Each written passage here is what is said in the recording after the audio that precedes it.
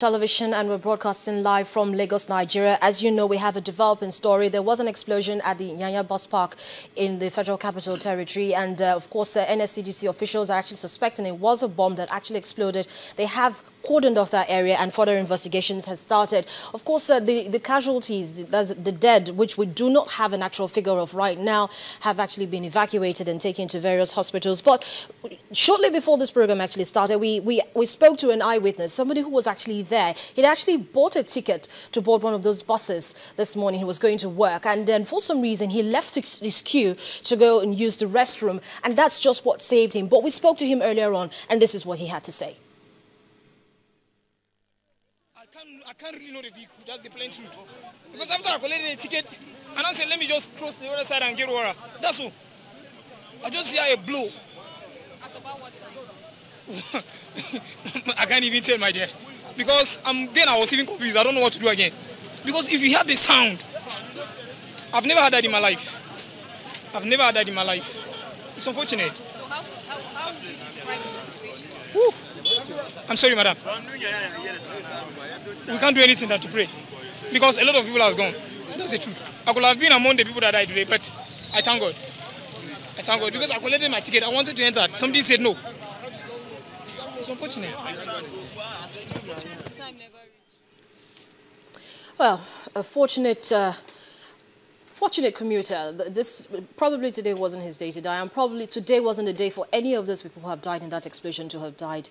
But that's what has happened today, and of course this is a developing story. We will have more details of what actually happened or what is actually going on now that we know that there's been an explosion. What are the authorities doing to ensure that that place is actually now safe? And of course investigations should start. I will still say it again. Please, it is not a fun spot to be at right now. It is not safe. And so onlookers should please, as much as possible, stay out of the way of the officials who are trying to do their job, and so that you do not cause more harm than good. But of course, you can follow this developing story on Channels Television via our website, channelstv.com. Of course, you can also watch us on you can watch us while you're in motion on your phone if you have an Android-based device on m.channelstv.com, or you can follow the news in the course of the day to get more details of this. But let's go into our conversation for today. Of course, if we have more details on this particular story, we'll bring them to you. But on the program today, we're going to be looking at the information technology world, and we're going to be looking at the latest move by Microsoft. Well, Microsoft had actually reduced its service to Windows XP, and that Windows XP was actually launched in 2008. And so we're going to be looking at the implications for businesses here in Nigeria, because you know that most businesses actually use the Windows XP operating system. And so I'm being joined on the program today by two computer analysts and IT professionals. Both of them, incidentally, are Sheis. So I have Sheyi Olaleye and Olusheyi Oshifalujo. Both of them are IT professionals and computer analysts. Good morning, and thank you for coming in. Even though it's not such a good morning for us here, in fact, in the whole of Nigeria, because this thing that has happened today doesn't make anybody very happy. I mean, they were going to work. It's a normal day for everybody. Why would such a thing happen? Beats my imagination. I'm sure beats three-quarter of, in fact, the whole Nigerians. And we're hoping that something is actually done quickly to ensure that that place is actually safe. But let's go into what we're talking about today. First of all, what's this fuss about the fact that Windows XP has actually stopped supporting, Microsoft, I beg your pardon, has actually stopped supporting Windows XP? What's the fuss about? Well, to start with, it's a great development. You know, it's a development that it's targeted towards improving customer satisfaction. And if you look at the trend of technology, new things are coming up. They need to really also upgrade in ensuring that their customer is properly satisfied and all that. So it's, from my own perspective, it's a great development that will make life easy for small businesses, you know. Just small businesses? Exactly. Well, looking at it from a broader perspective, we talk about individual, we talk about small businesses, then we talk about government agencies, you know, because these solutions are not only available for individual or small businesses. Okay. Olusheyi, I remember that when this talk, okay, sorry, I think I'm going to have to start referring, Exactly. using the surnames. Exactly, yeah. Mr. Oshifalojo. Yes. When this isn't the first time that Microsoft actually started talking about, phasing out this operating system. This isn't the first time. Right. So if this isn't the first time, why is it that most people were not ready for it when it eventually came? Because it seems as if most people are not ready to have the system phased out. Yeah, a number of factors are responsible for that, and partly Windows Vista in a very huge way contributed to the success story of Windows XP. Vista was supposed to be the next major release after Windows XP, but it was not as successful as they anticipated, and the people that migrated had very terrible experiences. So that encouraged more people to stay back on Windows XP, which was working for them. And many people have belong to this school of thought that if it's not broken, don't fix it. So they would rather stay with where they are and then remain there. And also, you also consider the costs from the business perspective. If you need to upgrade, oftentimes it's not just the software that you change. You might have to change the hardware or even replace entirely. There's also a training aspect of the upgrade process. And then you look at the business environment in Nigeria, how many businesses have such money to throw around? Yeah, because it's surprising. It's a very popular operating system. It's even relatively easy to use. And we've seen the introduction of Windows 9 and Windows 8 and the rest of it, and still businesses are not actually looking towards that direction. Is it more complicated than the Windows XP? I would say it's the case of complication. Let me take the financial industry, for example. Okay. Many of them, in fairness to them, really want to migrate, but found themselves stuck with vendors who are not moving fast enough with the trend. Many of them using banking applications that simply cannot run on new operating system. And this application comes with a strict set of requirements and warranties. You find that you cannot even apply any update or apply any patch without voiding the warranties that come with such software. So they have no choice but to stay put and continue working with Windows XP. They knew all along this APA was coming, it was well publicized, but it was not their decision to move. And even when the updates are available by the vendors, the prices are simply prohibitive and not encouraging enough, running to hundreds of millions to do the upgrade. Okay, so Mr. Lalaye. Yeah. We have this report that there are about 12,000 automated teller machines in Nigeria, over 50,000 in most Western countries. Yeah. And so a lot of people are wondering, the banks are at risk. Are they at risk? Yes, they are. Because the ATMs are actually connected to the internet. Now, if you look at it critically, looking at the risk. Now, you mentioned the risks. There are certain risks that they're actually vulnerable to. And one of them is the malware threat. Yeah. If you look at the statistics, Semantics launched statistics recently that we have 400 million attacks every year on the internet. Now, the financial institutions actually use the ATM connected to their local network. It's a huge risk.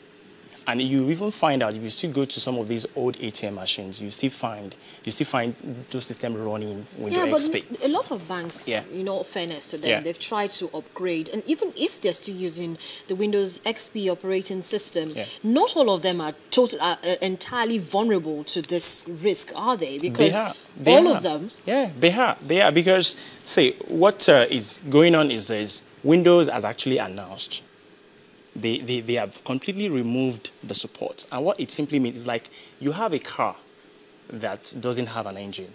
You can't really move. You understand what I'm saying right now? So looking at it from that aspect of risk, they should just abandon it. They shouldn't use it. They should upgrade. In fact, the financial institution should be the first. They should be the first they're supposed to actually join it.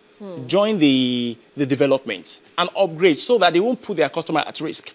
Because looking at it, a customer that actually goes to ATM to just wait doesn't even know that the ATM machine is running Windows operating system. That's it. All they're just They just concerned want to about is collect that their money their and money. go.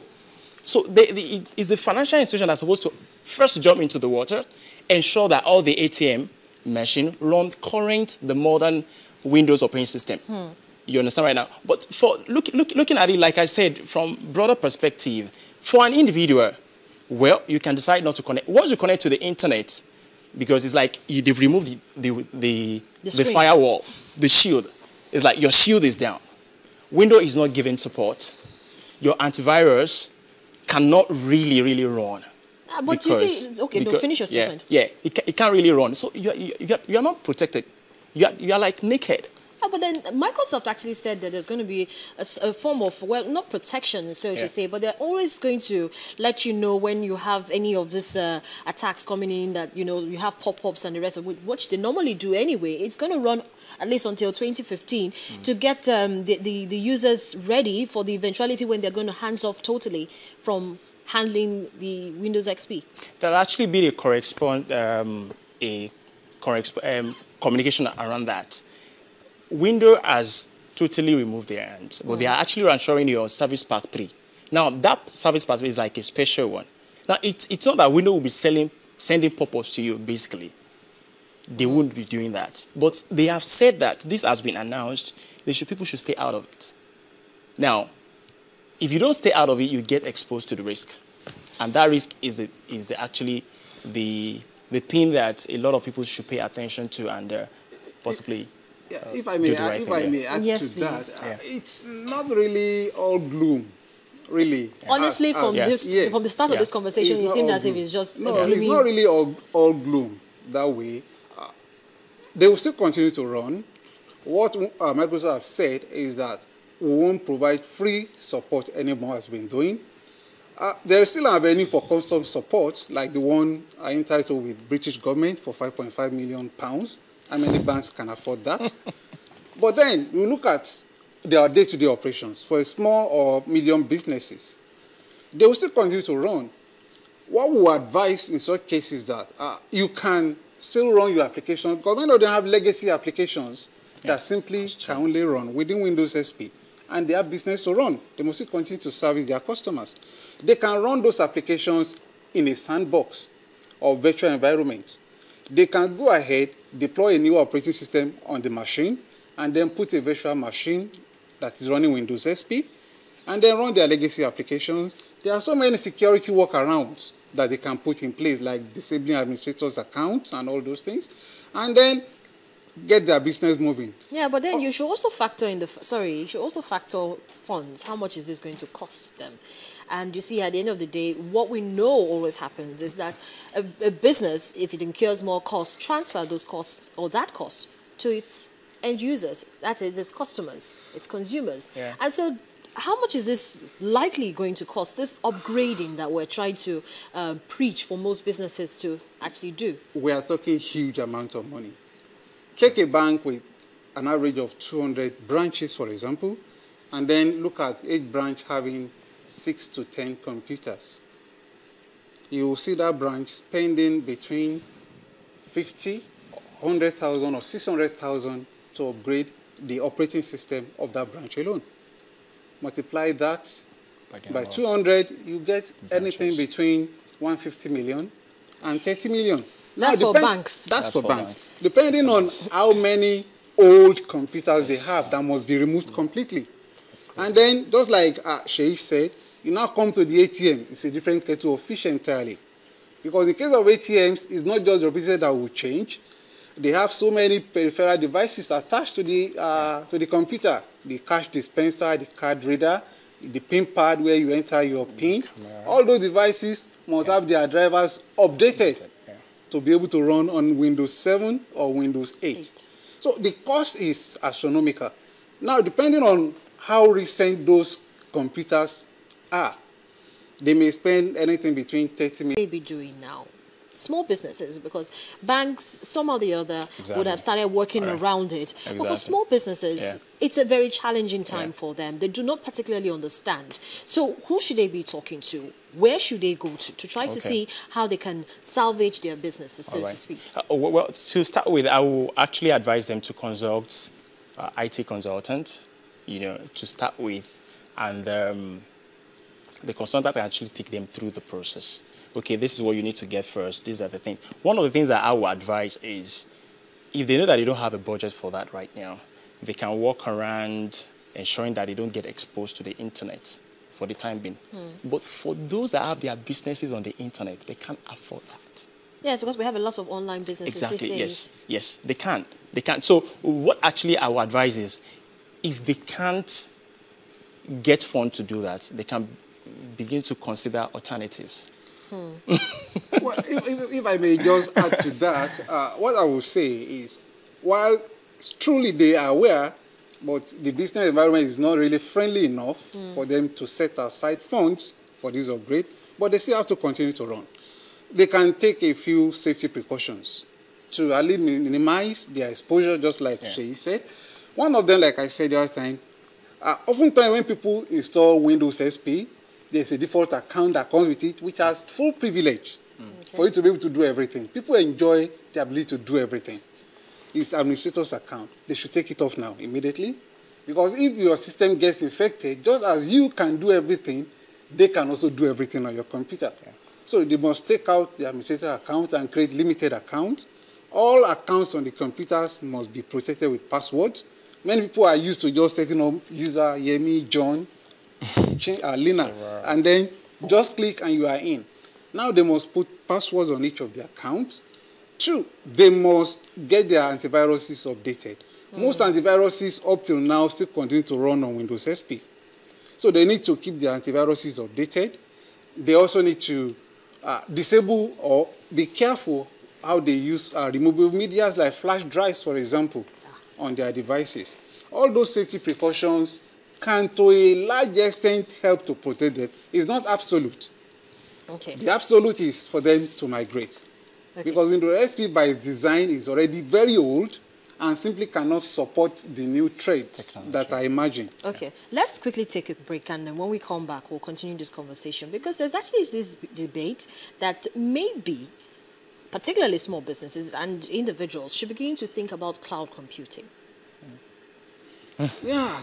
Hold on to that thought. We'll be right back.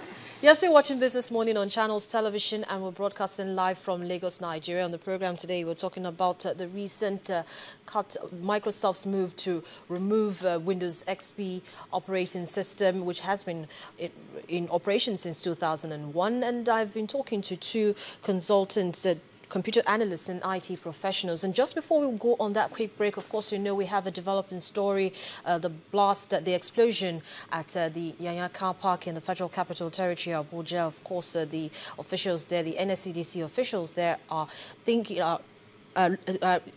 toying with the possibility that it could be a bomb that actually exploded in that car park. And right now, there are no casualty figures. The number that we have is unconfirmed. And so what they said is that several lives have been lost. No numbers just yet. And ambulances are actually there to evacuate dead bodies. And they've actually cordoned off the area. Of course, you can go to our website, channelstv.com, to get more update on that story. And of course, if you're there in the area, try as much as possible not to get in the way of authorities and officials who are trying to do their job, so as not to raise the casualty numbers. But Business Morning continues.